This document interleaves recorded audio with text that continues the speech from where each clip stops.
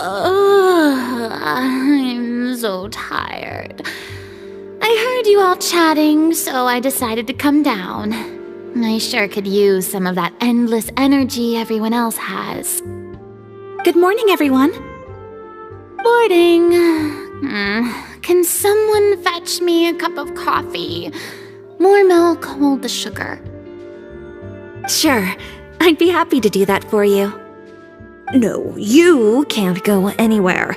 Please, have a seat over here so I can get started on your makeup. The last thing I want is coffee stains on my costumes. I can get the coffee. It's the perfect job for an assistant.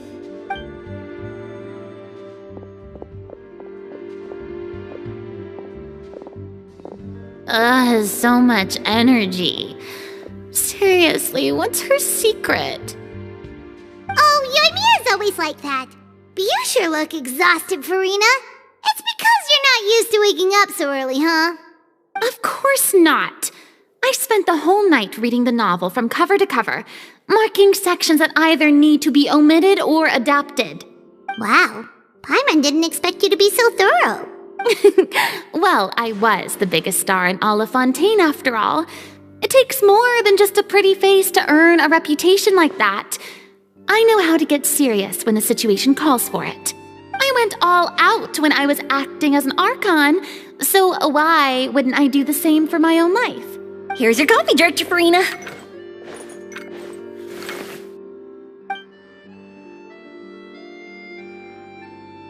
Oh, thank you.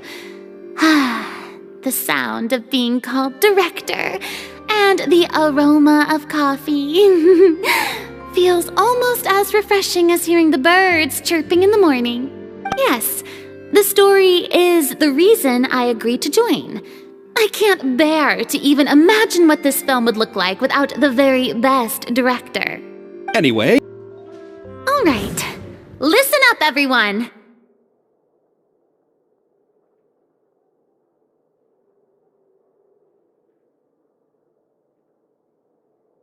The first scene takes place when the two young musketeers are living at the Baron's home, still unaware of all that is about to happen to them. We'll need props and lighting to set the scene. Our lead actors can go get their makeup done, and extras, please take this time to go over your positions. Whoa, seems Furina's really kicking things into gear as the director. Is everyone clear? I don't want anyone traipsing around the set like umbrella finches. All right, cameras will start rolling as soon as the set is ready. Let's make a film that'll make some serious waves in Fontaine. Not the kind of waves that drown people. I mean the good kind of waves. Seems like she's still a bit traumatized by that. From a director's point of view, I also felt like the relationship between the two musketeers in the original story could be improved. The older brother in the story plays the lead role with his overbearing character, but this causes his character to overshadow that of his sister, and the theme of the two supporting and relying on each other isn't conveyed very well. But if we were to change the siblings to two sisters of a similar age, then that aspect of the story might come through more clearly. Also, I've seen you instructing Ayaka. That cold and dignified personality is exactly what we need for the older musketeer. All right, now that we're all here, let me help set the scene for everyone.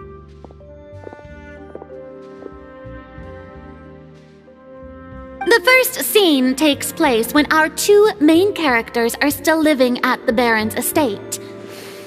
They've been ostracized and verbally abused by others in the household, but they still have no idea why. We want to capture how naive and innocent they are despite their pain. Chevreuse will be playing the role of the older sister, Tulip, and Ayaka will be the younger sister, Iris. Be sure to get close-ups of the main characters at the right moment. Silence on the set! Lights! Camera! Action! Let's go! Tulip, Mother's been out for quite a while now. Perhaps she went to pick some flowers on the way home. You know how she loves flowers. Iris, Tulip, I'm home. Mother, you were out for so long, we were beginning to worry about you. I'm sorry, but I'm back now, safe and sound. Here, I brought your favorite treat, apple turnovers. Mother, what are those bruises on your hand? Huh? What bruises? Oh, I must have bumped into something while I was working yesterday. But I didn't notice them this morning. Then perhaps they're from when I accidentally tripped when I was out just now. By the way, did you have fun playing at home? What's the matter, Iris? Well, we've realized that no one really wants to play with us. They even took Iris's doll and spat at us. And they even called us names. They said we were... Shh! It's all right, don't worry. Girls, listen to me. It doesn't matter what anyone says. Don't listen to them. No one can define you with such words. You both have wonderful lives ahead of you. Just like your names. You will both blossom like beautiful flowers. Maybe your time to blossom hasn't quite come yet, but one day, you two will bloom more beautifully than anything else. Don't let the soil you're in now ruin your future beauty, understand? My dear daughters. And cut! Not bad. The actor's emotions were all on point. Let's keep that take. Also, if our clapper loader could avoid shouting at the start of the scene next time. Got it. Great.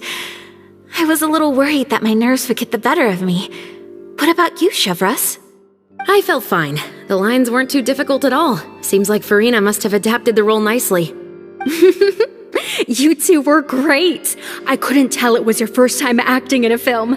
You should have more confidence. Thank you for your encouragement. Positions, everyone! We'll move on to the next scene after we try a few more camera angles.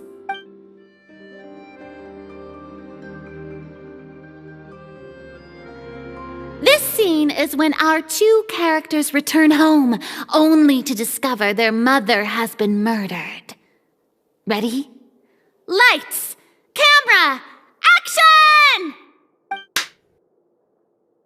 Mother, we're back! Mother?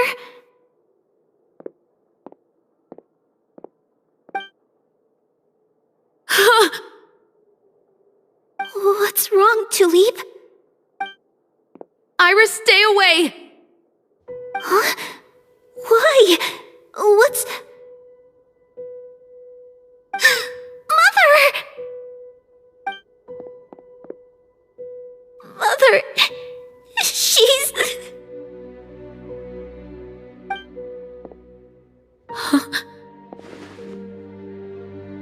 There's poison in this cup. Huh? I could have sworn I've seen this kind of cup before. Those aristocrats. They didn't even try to cover up their actions.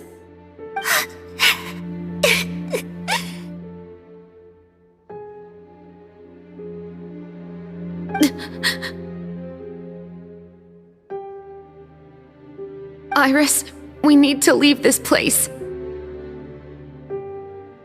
Leave? But now that Mother is gone, where can we even go? Anywhere. All I know is that we can't stay in this house. But are we just going to let them get away with this? We'll have our revenge, I promise you. Just Not right now.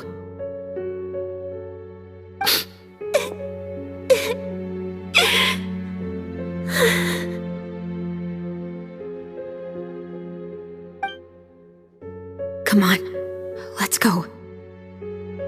No, wait. We can't just leave Mother here like this. At least let me leave this rose with her.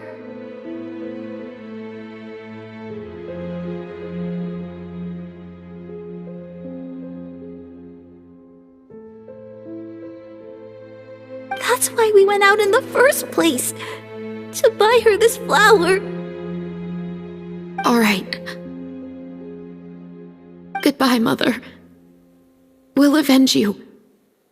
Someday. And cut! Beautiful! Great performance! Oh my, you're so amazing, Ayaka! And were those real tears I saw? How did you do it? I was surprised too. Thank you for the kind compliments. Actually, as soon as Director Furina said action, I told myself not to think about anything. I just felt the weight of the moment and became the character. It's quite similar to practicing the art of the sword.